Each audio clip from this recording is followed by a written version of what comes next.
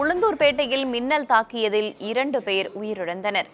கூடுதல் தகவல்களை வழங்குவதற்காக செய்தியாளர் ஆறுமுகம் இணைந்திருக்கிறார். அவரிடம் கேட்கலாம். ஆறுமுகம், என்ன நடந்தது? உயிரிழந்த இருவர் யார்?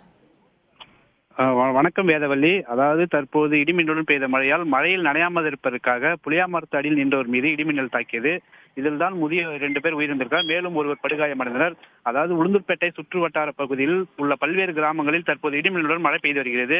1 மணி நேரத்துக்கு மேலாக இந்த மழை பெய்து வருகிறது. இந்த நிலையில் கள்ளக்குறிச்சி மாவட்டம் உளுந்தூர்பேட்டை அருகே உள்ள களமுது கிராமத்தைச் சேர்ந்த முதியவர் ராமர் மற்றும் அவரது பேரன் சூர்யா ஆகிய இருவரும், அதேபோல் பாலி கிராமத்தைச் சேர்ந்த காசலிங்கம் ஓய்வு பெற்ற தலைமை காவலரான இருவரும் மழைக்காக உளுந்தூர்பேட்டை திருச்சி செல்லும் சாலையில் உள்ள ஓரமுள்ள புளியாமரத்து அடியில் நின்றுள்ளனர். அப்பொழுது இடிமின்னலுடன் பெய்த மழையால் புளியாமரத்தின் மீது இடி விழுந்துள்ளது.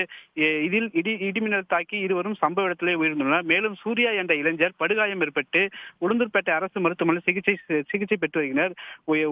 உயிரிழந்த ஓய்வு பெற்ற தலைமை காவலர் காசலிங்கம் மற்றும் ராமூர்த்தி ஆகிய இருவரின் சம்பவ இடத்திலே உயிரிழந்துள்ளனர். தகவல் அறிந்து சம்பவ இடத்திற்கு வந்த உளுந்தூர்பேட்டை போலீசார் உடலை கைப்பற்றி உடல்கூறு ஆய்வுக்காக உளுந்தூர்பேட்டை அரசு மருத்துவமனைக்கு அனுப்பி வைத்தனர். அதேபோல் இந்த இடி விழுந்த சம்பவம் இந்த பகுதியில் பெரும் சோகத்தை ஏற்பது. 2 முறை உயிரிழந்த சம்பவம் பெரும் சோகத்தை ஏற்பட்டுள்ளது. வேதவள்ளி, காயமடைந்தவருக்கு தற்போது எது போன்ற சிகிச்சைகள் வழங்கப்பட்டு வருகிறது?